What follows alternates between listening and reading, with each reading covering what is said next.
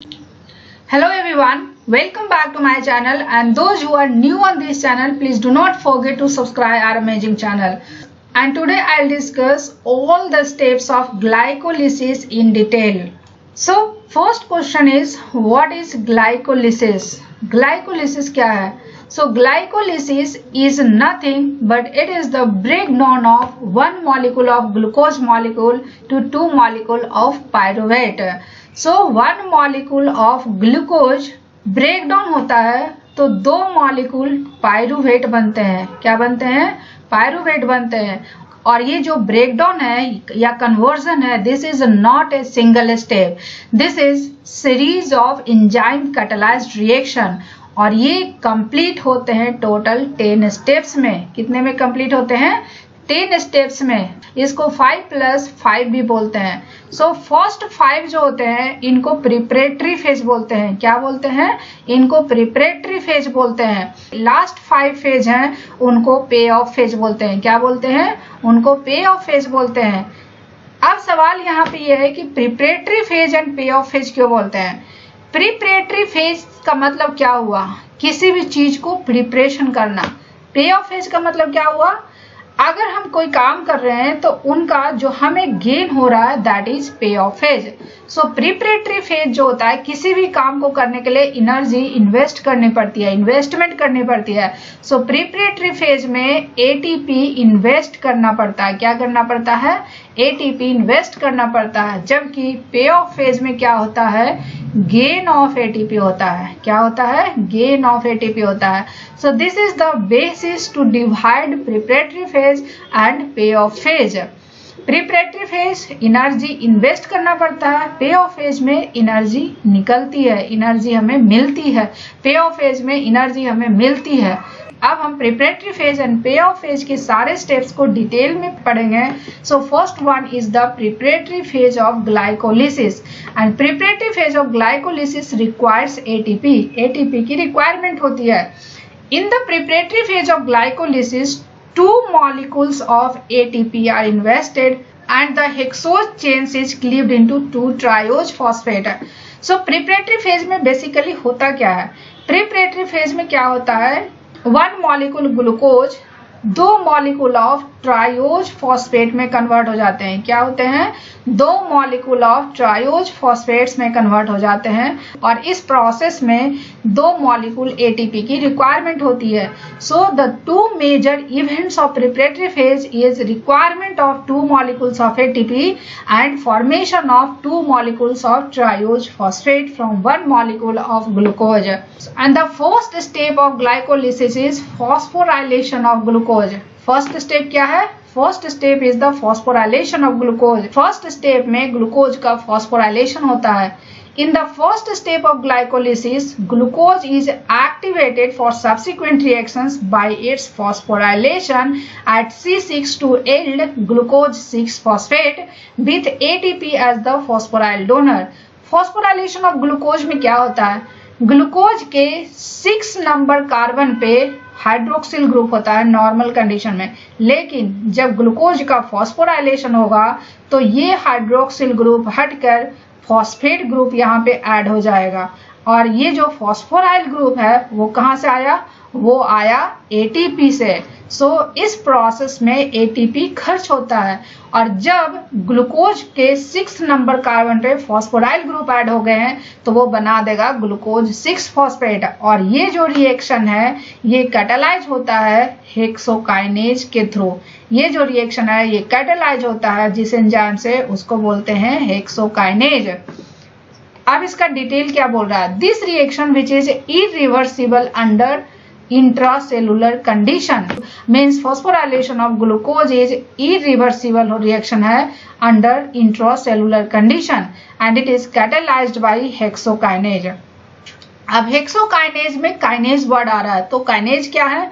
Kinases are enzymes that catalyse the transfer of terminal phosphoryl group from ATP to an acceptor nucleophile. Kinases क्या है? Kinases क्या है? क्योंकि ATP में 3 phosphoryl group होते हैं. कितने होते हैं? 3 फॉस्फोराइल ग्रुप होते हैं. एटीपी का जो टर्मिनल फॉस्फोराइल ग्रुप है वो एक्सेप्टर न्यूक्लियोफाइल पे चला जाता है, क्या ट्रांसफर हो जाता है। एटीपी का जो टर्मिनल फॉस्फोराइल ग्रुप है वो एक्सेप्टर न्यूक्लियोफाइल पे चला जाता है और ये स्टेप को कैटालाइज करता है kinases enzyme. So kinases are subclasses of transferase. Kinases क्या है, क्योंकि एक तरह का ट्रांसफर रिएक्शन है। Kinases are subclasses of transferase. Enzyme की कितने क्लास है, एंजाइम की 6 क्लास है। OTH LIL, O for oxido reductase, O for oxido reductase, T for transferase, H for hydrolase, L for lyses, I for isomerase and L for ligases. So kinases are subclass of transferases enzyme. The acceptor in the case of hexokinase is hexose, normally D-glucose, although hexokinase also catalyzes the phosphorylation of other common hexoses such as D-fructose and D-mannose. So इस case में hexokinase का जो normal acceptor है वो है D-glucose। क्या है, D-glucose। But कुछ टिश्यू में hexokinase D-fructose and D-mannose का भी phosphorylation कराते हैं। Hexokinase, like many other kinases, require magnesium ion for its activity because the true substrate of enzyme is not ATP4- but MgATP-2 complex है। Hexokinase की activity के लिए magnesium ion की requirement होती है। Without magnesium ion hexokinase active नहीं होगा। क्यों नहीं होगा, क्योंकि हेक्सोकाइनेज का जो ट्रू सबस्ट्रेट है वो है MgATP-2 कॉम्प्लेक्स। क्या है, ATP-2 कॉम्प्लेक्स है, ATP-4 नहीं है, ATP-4 नहीं है। क्या हेक्सोकाइनेज का ट्रू सबस्ट्रेट क्या है, हेक्सोकाइनेज का ट्रू सबस्ट्रेट MgATP-2 कॉम्प्लेक्स है। अब सवाल यहाँ पे यह है कि यहाँ पे मैग्नीशियम का क्या रोल है। Magnesium ion shields the negative charges of phosphoryl group in ATP, making the terminal phosphorus atom an easier target for nucleophilic attack by an OH of glucose. Magnesium ion क्या है, magnesium ion positively charge होता है। क्या होता है, positively charge होता है और ATP पे निगेटिवली चार्ज है। तो मैग्नीशियम आयन क्या करता है, मैग्नीशियम आयन जब ATP-4 के साथ कॉम्प्लेक्स बनाता है तो ATP-4 के निगेटिव चार्जेस को शील्ड करता है और ATP के फॉस्फोराइल ग्रुप के निगेटिव चार्जेस की अगर शील्डिंग होती है तो उससे क्या होगा, जो ATP का टर्मिनल फॉस्फोरस एटम है that will be the easier target for nucleophilic attack by an OH of glucose. Hexokinase undergoes profound change in shape and induced feed when it binds to glucose, and two domains of the protein move about 8 angstrom closer to each other when ATP binds. Hexokinase क्या है, enzyme है। क्या है, enzyme है। तो इस पे क्या क्या बाइंड करेगा, इस पे ग्लूकोज भी बाइंड करेगा और इस पे ATP भी बाइंड करेगा और ATP जो बाइंड करेगा MgATP-2 के फॉर्म में बाइंड करेगा।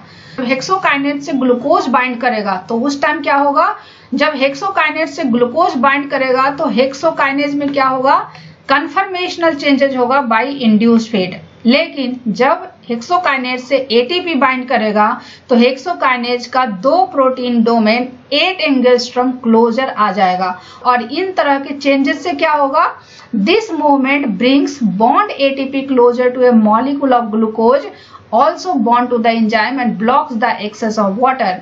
इस तरह की चेंजेस होगी हेक्सोकाइनेज में तो क्या होगा, ग्लूकोज एंड ATP एक दूसरे से क्लोज हो जाएंगे और ग्लूकोज एंड ATP एक दूसरे से क्लोज हो जाएंगे तो यहाँ पे सॉल्वेंट या वाटर की जो एंट्री है वो ब्लॉक हो जाएगी। अगर ये नहीं हुआ तो क्या होगा, which might otherwise enter the active site and attack the phosphoanhydride bond of ATP। अगर ग्लूकोज या ATP क्लोज नहीं होंगे और वहां पे तो क्या होगा, वहां पे वाटर इंटर कर जाएगा और वाटर इंटर करेगा तो ATP के फॉस्फोअनहाइड्राइड बॉन्ड को हाइड्रोलाइज कर सकता है। Like the other 9 enzymes of glycolysis, hexokinase is a soluble and cytosolic protein. Glycolysis total 10 steps में कंप्लीट होते हैं, मीन्स टोटल 10 इंजाइम्स होंगे और सारे के सारे इंजाइम्स जो होते हैं वो साइटोसोलिक होते हैं एंड सॉल्युबल होते हैं। क्या होते हैं? सारे के सारे इंजाइम्स साइटोसोलिक होते हैं एंड सॉल्युबल होते हैं। इसका मतलब क्या हुआ? हेक्सोकाइनेज भी साइटोसोलिक है। क्या है? साइटोसोलिक है एंड सॉल्युबल प्रोटीन है। सॉल्युबल प्रोटीन है। Hexokinase is present in all cells of all organism. Hexokinase सारे ऑर्गेनिज्म के सारे सेल्स में होते हैं। Hepatocytes also contain a form of hexokinase, that is hexokinase 4 और glucokinase। Hepatocytes जिसको लीवर सेल्स बोलते हैं, Hepatocytes क्या है? Hepatocytes are liver cells और लीवर सेल्स में क्या होता है? लीवर सेल्स में भी हेक्सोकाइनेज होता है, बट हिपैटोसाइट्स के हेक्सोकाइनेज को हेक्सोकाइनेज 4 बोलते हैं और हेक्सोकाइनेज 4 का दूसरा नाम है ग्लूकोकाइनेज। अब सवाल यहाँ पे ये है कि ये हेक्सोकाइनेज 4 या ग्लूकोकाइनेज दूसरे हेक्सोकाइनेज से कैसे डिफर करता है, दोनों में डिफरेंस क्या है? विच differ from other form of hexokinase in kinetic and regulatory properties. Hexokinase 4 दूसरे हेक्सोकाइनेज से काइनेटिक एंड रेगुलेटरी प्रॉपर्टीज में डिफर करते हैं। सो two enzymes that catalyze the same reaction but are encoded in a different gene are called isozymes। isozymes क्या है? वैसे enzymes जो same reaction catalyze करते हैं but encoded होते हैं different gene में, तो उस तरह के enzyme को isozymes बोलते हैं। Now coming to the second step of glycolysis, and second step क्या है? Conversion of glucose 6 phosphate to fructose 6 phosphate. Glucose 6 phosphate से फ्रुक्टोज 6 फॉस्फेट बनता है। फर्स्ट स्टेप में क्या था? ग्लूकोज से ग्लूकोज 6 फॉस्फेट बना था। सेकेंड स्टेप में क्या होगा? ग्लूकोज 6 फॉस्फेट से फ्रुक्टोज 6 फॉस्फेट बनेगा। द एंजाइम फॉस्फोहेक्सोज आइसोमरेज और फॉस्फोग्लूकोज isomerase catalyzes the reversible isomerization of glucose 6 phosphate to form fructose 6 phosphate which is ketose। इस स्टेप में क्या होता है? ग्लूकोज 6 फॉस्फेट फ्रुक्टोज 6 फॉस्फेट में कन्वर्ट होता है। ग्लूकोज 6 फॉस्फेट फ्रुक्टोज 6 फॉस्फेट में कन्वर्ट होता है और इस रिएक्शन को जो एंजाइम कैटलाइज करता है that enzyme is phosphohexose isomerase. So glucose 6 phosphate से फ्रुक्टोज 6 फॉस्फेट में जो कन्वर्सन होता है वो enzyme phosphohexose isomerase, and phosphohexose isomerase के लिए भी मैग्नीशियम आयन की रिक्वायरमेंट होती है। The reaction proceeds readily in either direction. ये रिएक्शन दोनों डायरेक्शन में होता है, that's why it is reversible reaction. ये क्या होगा? रिवर्सिबल रिएक्शन होगा। जो फर्स्ट स्टेप था ग्लूकोज से ग्लूकोज 6 फॉस्फेट बनना, दैट इज इरिवर्सिबल रिएक्शन। और रिवर्सिबल रिएक्शन क्या है? As might expected from relatively small change in standard free energy change, क्योंकि इस रिएक्शन का जो स्टैंडर्ड फ्री एनर्जी चेंज है वो काफी स्मॉल है। This isomerization has a critical role in overall chemistry of the glycolytic pathway as the rearrangement of the carbonyl and hydroxyl group at C1 and C2 is necessary to prelude to the next two step। इसमें क्या होता है? इसमें basically rearrangement होता है। क्या होता है? रीअरेंजमेंट होता है। किसका? Carbonyl and hydroxyl group at C1 and C2। C1 and C2, this is the C1 and this is the C2। So C1 and C2 पे कार्बोनिल एंड हाइड्रोक्सिल ग्रुप का रीअरेंजमेंट होता है और ये रीअरेंजमेंट नेक्स्ट 2 स्टेप के लिए काफी important role play करता है। The phosphorylation that occurs in the next reaction step requires that group at C1 first be converted from carbonyl to an alcohol, and in the subsequent reaction the cleavage of the bond between C3 and C4 requires a carbonyl group at C2। यहाँ पे क्या हुआ? C1 पे carbonyl group का arrangement हुआ and C2 पे hydroxyl group का rearrangement हुआ। अब सवाल यहाँ पे ये है कि ये रीअरेंजमेंट क्यों जरूरी है? नेक्स्ट स्टेप में क्या होता है? फॉस्फोराइलेशन होता है। तो फॉस्फोराइलेशन कहाँ पे होता है? यहाँ पे होता है। यहाँ पे कार्बोनिल ग्रुप हाइड्रोक्सिल ग्रुप में कन्वर्ट होना जरूरी है, अदरवाइज क्योंकि यहाँ पे कार्बन फ्री ही नहीं है तो यहाँ पे फॉस्फोराइलेशन कैसे होगा? तो कार्बोनिल ग्रुप से हाइड्रोक्सिल ग्रुप में कन्वर्ट हुआ है, that is important for the phosphorylation at the C1 carbon in which takes place in the next step. दूसरा, जो क्लीवेज होता है 3 और 4 के बीच में, क्या होता है 3 और 4 के बीच में क्लीवेज होता है। जो 4th स्टेप में क्या होता है 3 और 4 कार्बन नंबर के बीच में क्लीवेज होता है। और इस क्लीवेज के लिए बहुत जरूरी है कि सेकेंड नंबर पे कार्बोनिल ग्रुप हो, क्या हो, सो दैट कि ये सिमेट्रिकल स्ट्रक्चर हो जाए। Now coming to the third step of glycolysis, and third step of glycolysis is phosphorylation of fructose 6-phosphate to fructose 1,6-bisphosphate। fructose 6-phosphate का phosphorylation होता है और वो बनाता है fructose 1,6-bisphosphate।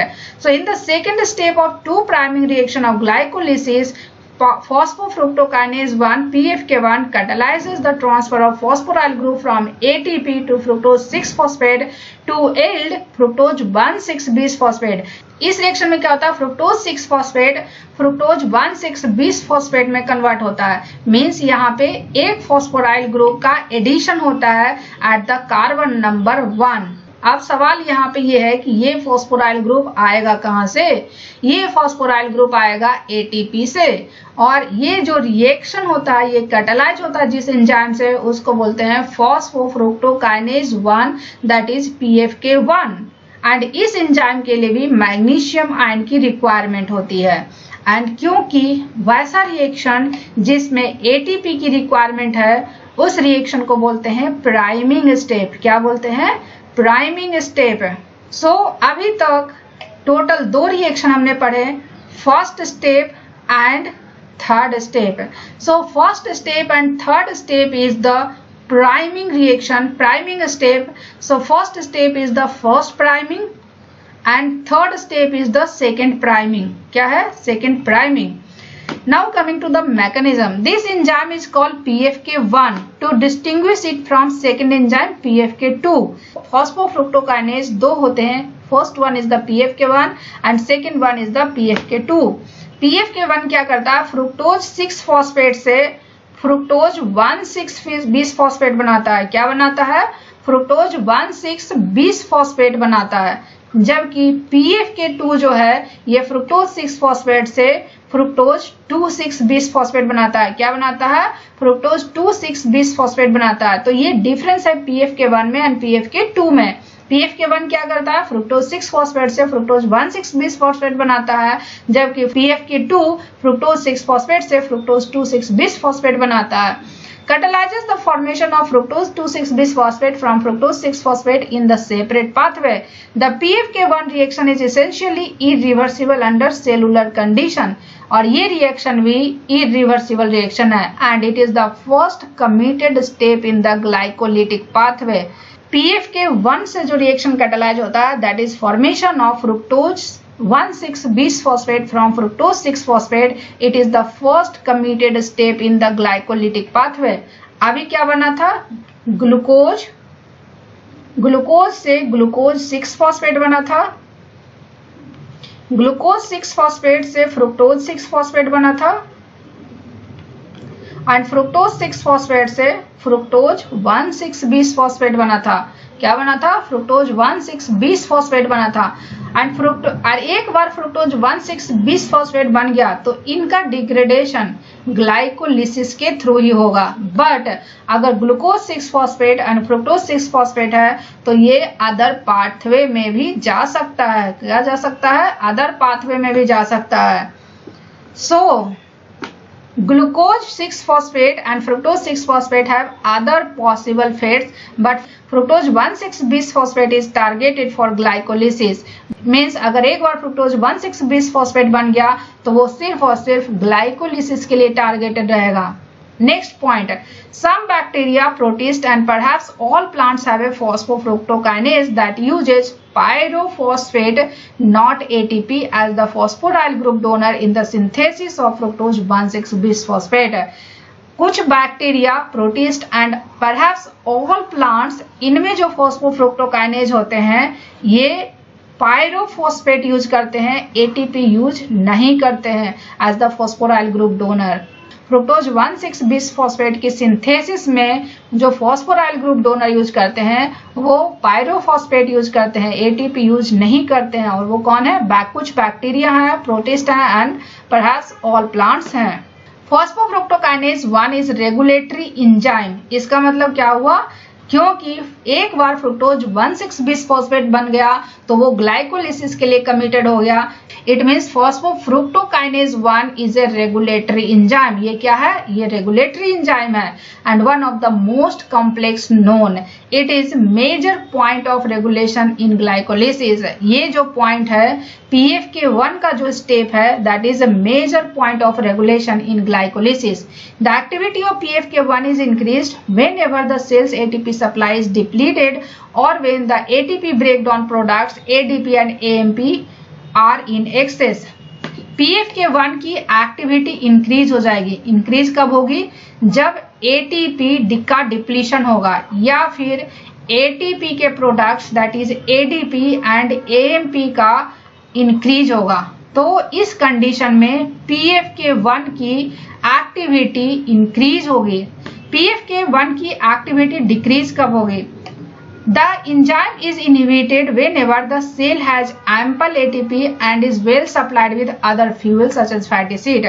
बट PFK1 की एक्टिविटी इनहिबिट हो जाएगी कब, जब सेल्स में ATP का अमाउंट काफी ज्यादा होगा या फिर दूसरे फ्यूल्स की सप्लाई बढ़ जाएगी। और दूसरे फ्यूल्स क्या होंगे, फैटी एसिड्स है। In some organisms fructose 2,6 bisphosphate is a potent allosteric activator of PFK1।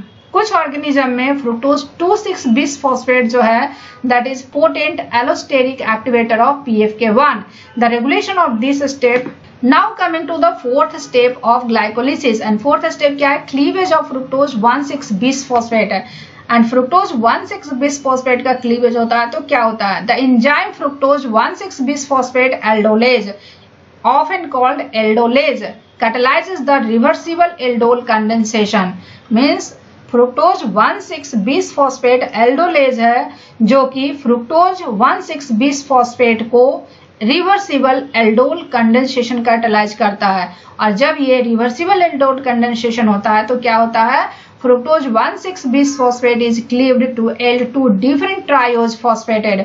और जब फ्रुक्टोज 1,6 बिसफॉस्फेट की क्लीवेज होती है तो वो दो डिफरेंट ट्रायोज फॉस्फेट देता है। और वो दो डिफरेंट ट्रायोज फॉस्फेट क्या हुआ, glyceraldehyde 3 phosphate and dihydroxy acetone phosphate.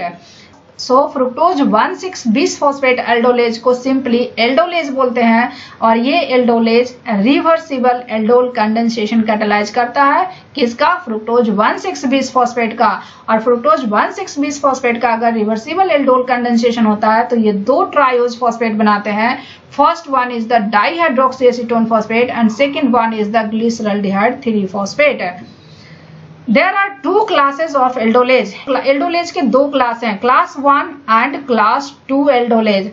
Class 1 aldolase animals and plants में होते हैं एंड क्लास 2 एल्डोलेज होते हैं फंजाई एंड बैक्टीरिया में होते हैं। क्लास 1 एल्डोलेज किस में होते हैं, class 1 aldolase animals and plants में होते हैं जबकि class 2 aldolase fungi and bacteria में होते हैं। अब दोनों में डिफरेंस क्या है, क्लास 1 एल्डोलेज का जो रिएक्शन मैकेनिज्म होता है, क्लास 1 एल्डोलेज का जो रिएक्शन मैकेनिज्म होता है उसमें जो इंटरमीडिएट बनते हैं उनको सीफ बेस इंटरमीडिएट बोलते हैं। मींस क्लास 1 एल्डोलेज में सीफ बेस इंटरमीडिएट बनते हैं जबकि क्लास 2 इंटरमीडिएट में सीफ बेस इंटरमीडिएट नहीं बनते हैं। तो क्या होता है, instead a zinc ion at the active site is coordinated with the carbonyl oxygen at C2। The zinc ion polarises the carbonyl group and stabilises the enolate intermediate created in the carbon carbon bond cleavage step. तो इसमें class 2 aldolase में क्या होता है, class 2 aldolase के active site पे zinc ion coordinated होता है किससे, कार्बोनिल ग्रुप एट C2। और ये जिंक आयन क्या करता है, कार्बोनिल ग्रुप को पोलराइज करता है और इनोलेट इंटरमीडिएट को स्टेबलाइज करता है। और जब स्टेबलाइज हो जाता है तो उस क्या होता है, कार्बन कार्बन बॉन्ड क्लीवेज होता है। Although aldolase reaction has a strongly positive standard free energy change in the direction of fructose 1,6 bisphosphate cleavage at the lower concentration of reactants present in the cell, the actual free energy change is small and the aldolase reaction is readily reversible। और ये जो reaction है वो readily reversible reaction है। ये क्या reaction है, this reaction is readily reversible reaction although there is a strongly positive standard free energy change है. Now the fifth step is the interconversion of the triose phosphate. अब इसके पहले वाले step में क्या था, इसके पहले वाले स्टेप में फ्रुक्टोज 1,6-बिस फॉस्फेट की स्प्लिटिंग हुई और वो दो ट्रायोज फॉस्फेट बनाया, dihydroxy acetone phosphate and glyceraldehyde 3 phosphate. दो ट्रायोज फॉस्फेट बनाया, कौन कौन, dihydroxy acetone phosphate and glyceraldehyde 3 phosphate. Only one of the two triose phosphates formed by aldolase glyceraldehyde 3 phosphate can be directly degraded in the subsequent step of glycolysis. यहाँ पे क्या है कि fructose 1,6-बिस phosphate का जब स्प्लिटिंग हुआ तो वो दो ट्रायोज फॉस्फेट बनाया, dihydroxyacetone phosphate and glyceraldehyde 3 phosphate. But ये दोनों ट्रायोज फॉस्फेट ग्लाइकोलिसिस में इंटर नहीं करेंगे, सिर्फ और सिर्फ ग्लिसरॉल 3 फॉस्फेट ही ग्लाइकोलिसिस में इंटर करेंगे. कौन सा इंटर करेगा, ग्लिसरॉल 3 फॉस्फेट जो है वो ग्लाइकोलिसिस में इंटर करेगा. तो सवाल यहाँ पे ये है कि डाईहाइड्रोक्सीएसीटोन फॉस्फेट का क्या होगा.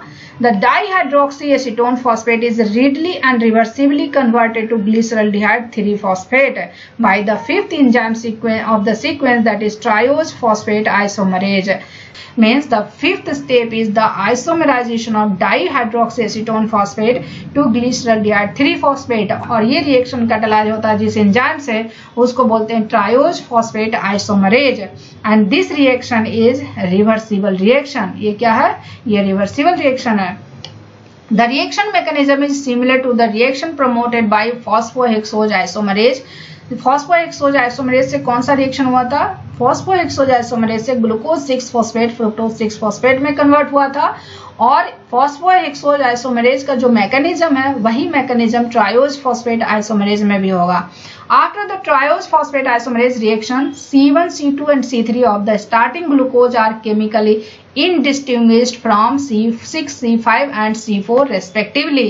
Means ग्लूकोज का फर्स्ट कार्बन फोर्थ कार्बन से इंडिस्टिंग्विश्ड होगा, सेकेंड कार्बन फिफ्थ कार्बन से इंडिस्टिंग्विश्ड होगा, थर्ड कार्बन सिक्स्थ कार्बन से इंडिस्टिंग्विश्ड होगा. Setting of the efficient metabolism of the entire 6 carbon glucose molecule. और ये जो इंडिस्टिंग्विश होता है, मीन्स ये जो कार्बन एक दूसरे से इंडिस्टिंग्विश होता है, ये एक तरह का इफिशिएंट मेटाबॉलिज्म सेट करता है for all the 6 carbon of glucose molecule. This reaction completes the preparatory phase of glycolysis. इस रिएक्शन के साथ ग्लाइकोलिसिस का प्रिपरेटरी फेज ओवर हो जाता है. The hexose molecule has been phosphorylated at C1 and C6 and then cleave to form 2 molecule of glyceraldehyde 3 phosphate. So at the end of preparatory phase क्या हमारे पास हुआ, 2 मॉलिक्यूल ATP इन्वेस्ट हुआ and 2 molecule of triose phosphate बना. क्या बना, triose phosphate. And triose phosphate में ultimate क्या बना, 2 मॉलिक्यूल बना glyceraldehyde 3 phosphate. 2 molecule of glyceraldehyde 3 phosphate बना. So this is the end product of preparatory phase of glycolysis. Now come to the payoff phase of glycolysis. So sixth step में क्या होगा, oxidation of glyceraldehyde 3 phosphate to 1,3-बिस phosphoglycerate है. अब यहाँ पे 2 molecule glyceraldehyde 3 phosphate है.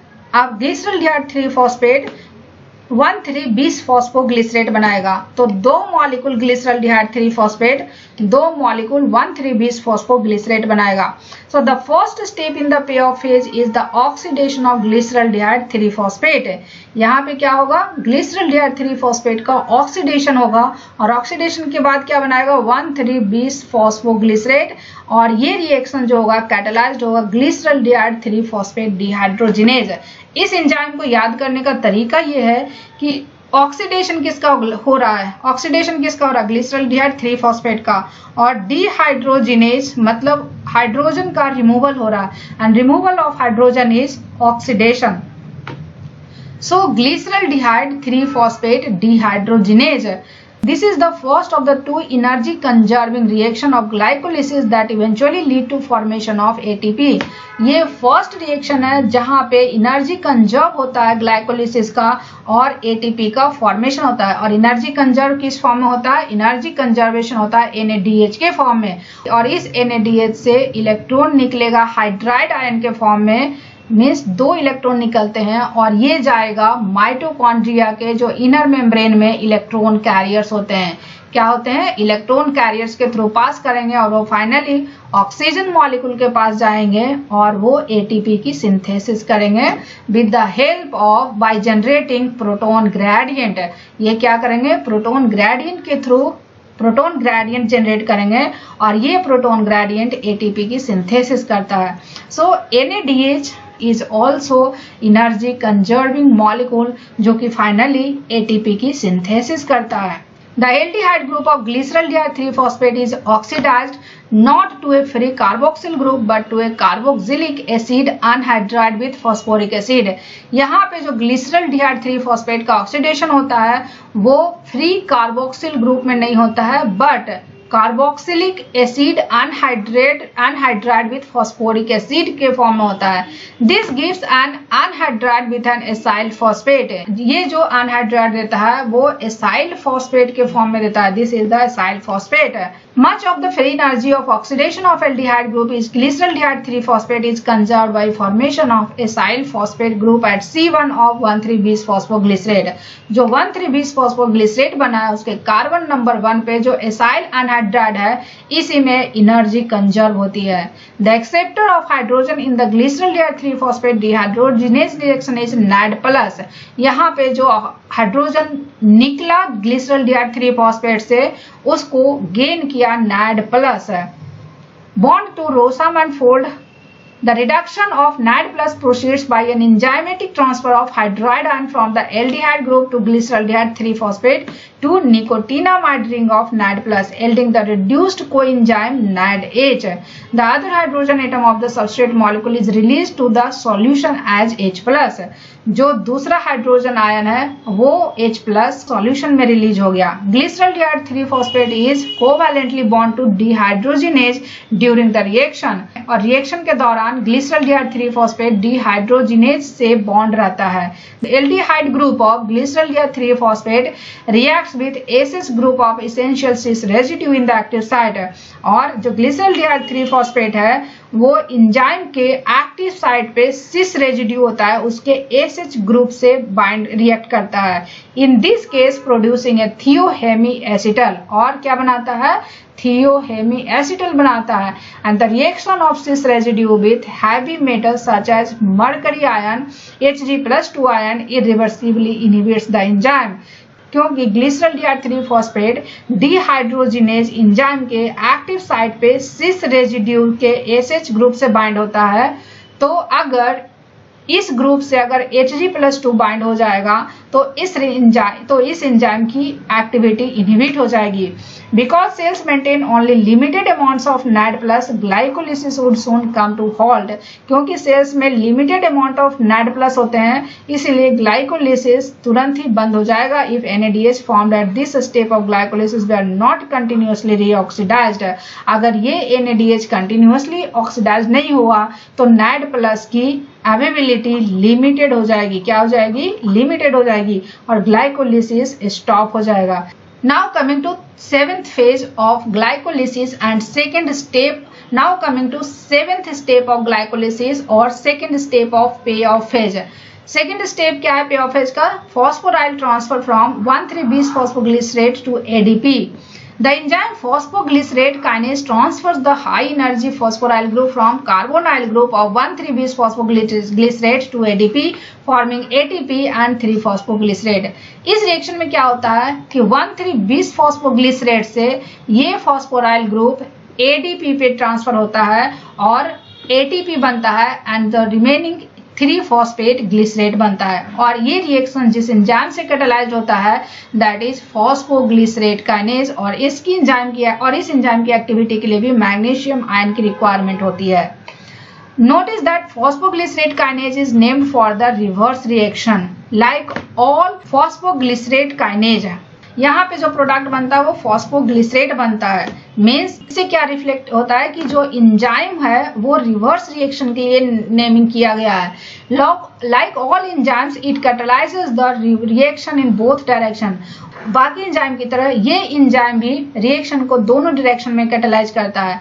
This enzyme acts in the direction suggested by it's name during gluconeogenesis and during photosynthetic carbon dioxide assimilation. ये एंजाइम ग्लूकोनियोजेनेसिस में भी इन्वॉल्व होता है एंड फोटोसिंथेटिक CO2 एसिमिलेशन में भी इन्वॉल्व होता है. और ये जो फॉस्फोग्लिसरेट काइनेज की जो नेमिंग है वो इन्हीं पाथवे के लिए दिया गया है, ना कि ग्लाइकोलिसिस के लिए दिया गया है. इंपॉर्टेंट पॉइंट ये है कि ये एंजाइम ग्लाइकोलिसिस में भी यूज हो रहा है. Step 6 and 7 of glycolysis together constitute the energy coupling process. Glycolysis का 6th and 7th स्टेप जो है वो एक साथ एनर्जी कपलिंग प्रोसेस को बनाता है, जिसमें 1,3-bis phosphoglycerate is a common intermediate, जिसमें 1,3-bis फॉस्फेट ग्लिसरेट है जो कॉमन इंटरमीडिएट है. It is formed in the first reaction which would be endergonic in isolation and its acyl phosphate group is transferred to ADP.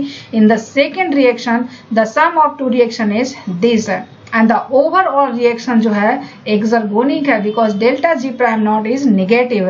The actual free energy change delta G is determined by the standard free energy change and delta G prime naught and the mass action ratio, which is the ratio of products and reactants.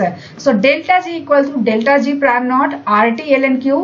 Delta G prime naught RT ln Q is the ratio of products and reactants. So products are 1,3-bis phosphoglycerate NADH divided by glyceraldehyde का concentration multiplied by inorganic phosphate का concentration multiplied by NAD plus का concentration. Notice that H plus is not included in Q. H plus को mass action ratio में include नहीं किए हैं. क्यों नहीं किए हैं? क्योंकि बायोकेमिकल कैलकुलेशन में H plus is assume to be constant. Biochemical calculation में H प्लस के कंसंट्रेशन को कांस्टेंट एज्यूम करते हैं और ये constant delta G prime not के डिफिनीशन में इंक्लूडेड है. और क्योंकि H प्लस का concentration delta G prime not के डिफिनीशन में इंक्लूडेड है, इसलिए H प्लस के कंसंट्रेशन को यहाँ पे काउंट नहीं करते हैं. When the mass action ratio is less than 1, its natural logarithm has negative sign.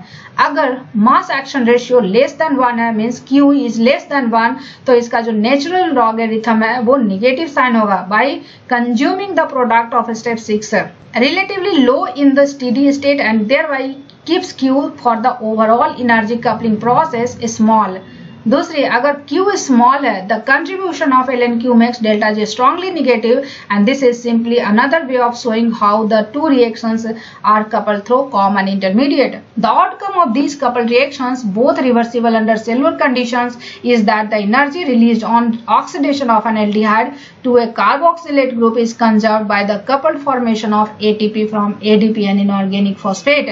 The formation of ATP by phosphoryl group transfer from a substrate such as 1,3-bis phosphoglycerate is referred as substrate level phosphorylation. So substrate level phosphorylation क्या है? Substrate level phosphorylation is synthesis of ATP. But यहाँ पे जो phosphoryl group है वो कहाँ से transfer होगा? वो सबस्ट्रेट से ट्रांसफर होगा. कहाँ से ट्रांसफर होगा? सबस्ट्रेट से ट्रांसफर होगा. और जब सबस्ट्रेट से फॉस्फोराइल ग्रुप ट्रांसफर होकर एटीपी बनाएगा तो उस तरह के फॉस्फोराइलेशन को सबस्ट्रेट लेवल फॉस्फोराइलेशन कहते हैं. And substrate level phosphorylation is different from oxidative phosphorylation, that is respiration linked phosphorylation. Respiration linked phosphorylation क्या है? Oxidative phosphorylation. और ऑक्सीडेटिव फॉस्फोराइलेशन क्या होता है? ऑक्सीडेटिव फॉस्फोराइलेशन में क्या होता है? मेम्ब्रेन बॉन्ड एंजाइम्स होते हैं जो मेम्ब्रेन का अक्रॉस प्रोटॉन ग्रेडियंट बनाते हैं. क्या बनाते हैं? प्रोटॉन ग्रेडियंट बनाते हैं. और यही प्रोटॉन ग्रेडियंट एटीपी की सिंथेसिस करता है. So substrate level phosphorylation involve soluble enzymes and chemical intermediates. Substrate level phosphorylation में क्या होगा? Soluble enzymes and chemical intermediates होगा. जबकि रेस्पिरेशन लिंक्ड फॉस्फोराइलेशन या ऑक्सीडेटिव फॉस्फोराइलेशन में क्या होगा? It involves membrane bound enzymes and transmembrane gradient of protons. Now coming to the 8th step of glycolysis, and 8th step of glycolysis is the conversion of 3-phosphoglycerate to 2-phosphoglycerate. यहाँ पे क्या होता है? 3-phosphoglycerate का conversion होता है 2-phosphoglycerate में. The enzyme phosphoglycerate mutase catalyzes the reversible shift of the phosphoryl group between C2 and C3 of glycerate. Magnesium ion is essential for this reaction.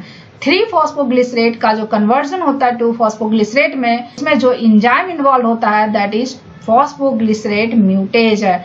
इसमें क्या होता है, फॉस्फेट ग्रुप का 3 नंबर से 2 नंबर पे ट्रांसफर होता है एंड इस एंजाइम के लिए भी मैग्नीशियम आयन की रिक्वायरमेंट होती है। The reaction occurs in 2 step.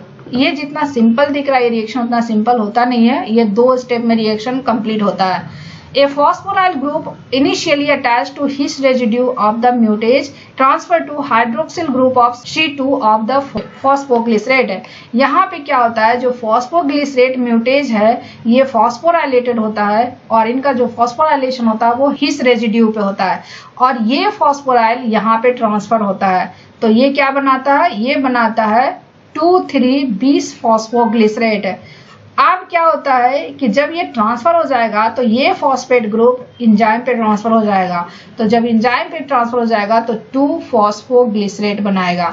The phosphoryl group at C3 of 2,3-BPG is then transferred to the same histidine residue, producing 2-phosphoglycerate and regenerating the phosphorylated enzyme।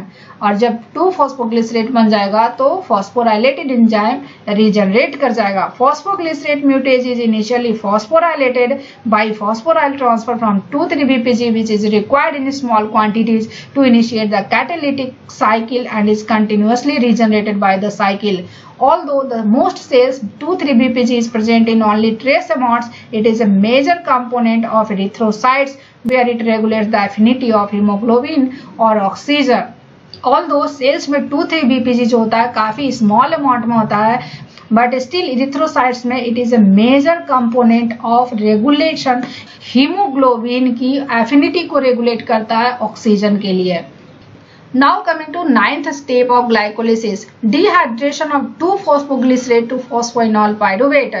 9th step में क्या होगा, 2-phosphoglycerate phosphoenol pyruvate में convert होगा। In the second glycolytic reaction that generates a compound with high phosphoryl group transfer potential is enolase and it promotes reversible removal of a molecule of water from 2-phosphoglycerate to 8-phosphoenol pyruvate। यहाँ पे क्या होता है, 2-phosphoglycerate phosphoenol pyruvate में convert होता है और ये रिएक्शन जिस एंजाइम से कैटलाइज होता है दैट इज इनोलेज। इनोलेज क्या करता है, enolase promotes the reversible removal of A molecule of water from 2-phosphoglycerate and form phosphoenol pyruvate। Despite the relatively small standard free energy change of this reaction, there is a very large difference in standard free energy of hydrolysis of phosphoryl group of the reactant and products for 2-phosphoglycerate and minus 17.6 kilojoule per mole for 2-phosphoglycerate and minus 61.9 kilojoule per mole for phosphoenol pyruvate, a compound with very high standard free energy of hydrolysis। 2-phosphoglycerate के phosphoryl group का जो standard free energy of hydrolysis है that is minus 17.6 kilojoule पर मोल है, जबकि phosphoenol pyruvate के phosphoryl group का जो standard free energy of hydrolysis है दैट इज minus 61.9 किलोजूल पर मोल। Although 2-phosphoglycerate and phosphoenol pyruvate contain nearly the same total amount of energy, the loss of water molecule from 2-phosphoglycerate causes a redistribution of energy within the molecule, greatly increasing the standard free energy of hydrolysis of phosphoryl group। Now coming to the 10th and last step of glycolysis, and that is the transfer of phosphoryl group from phosphoenol pyruvate to ADP। इसमें क्या होता है, phosphoenolpyruvate से phosphoryl group का transfer होता है ADP में और वो एटीपी बनाता है।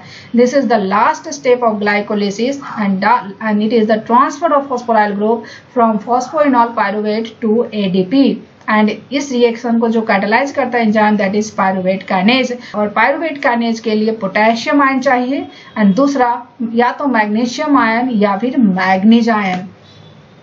In this substrate level phosphorylation, the product pyruvate first appears in its enol form। इस रिएक्शन में जो पायरुवेट फर्स्ट अपीयर होता है वो इनोल फॉर्म में होता है और उसके बाद उस पायरुवेट का ट्रॉन और उस इनोल फॉर्म का टॉटोमेराइजेशन होता है जो कि नॉन एंजाइमेटिक है और वो टॉटोमेराइजेशन के बाद कीटो फॉर्म बनाता है और keto form is the predominating form at pH 7। The overall reaction has a large negative standard free energy change due to a large part of a spontaneous conversion of enol form to of pyruvate to keto form. The delta G prime naught of phosphoenol pyruvate hydrolysis is minus 61.9 kilojoule per mole. That is about half of this energy is conserved in the formation of phosphoanhydride bond of ATP, and the rest constitute the large driving force pushing the reaction towards the ATP, and the pyruvate kinase reaction is essentially irreversible under intracellular condition and is an important site for regulation. Step में भी ATP की synthesis हुई और ATP कितना बना, यहाँ 2 ATP बना क्योंकि 2 मॉलिक्यूल ऑफ फॉस्फोइनॉल पाइरुवेट से 2 मॉलिक्यूल ऑफ पाइरुवेट बना. सो प्रिपरेटरी फेज में क्या हुआ, प्रिपरेटरी फेज में 2 ATP का यूज हुआ, जबकि पेऑफ फेज में क्या हुआ, टोटल 4 ATP बना. Total formation of ATP, total ATP formation glycolysis में कितना हुआ, 4 ATP, जबकि 2 ATP खर्च हुआ तो नेट गेन जो हुआ वो 2 ATP का हुआ, 4 - 2 यानी कि 2 ATP. So this is all about the detail step of glycolysis.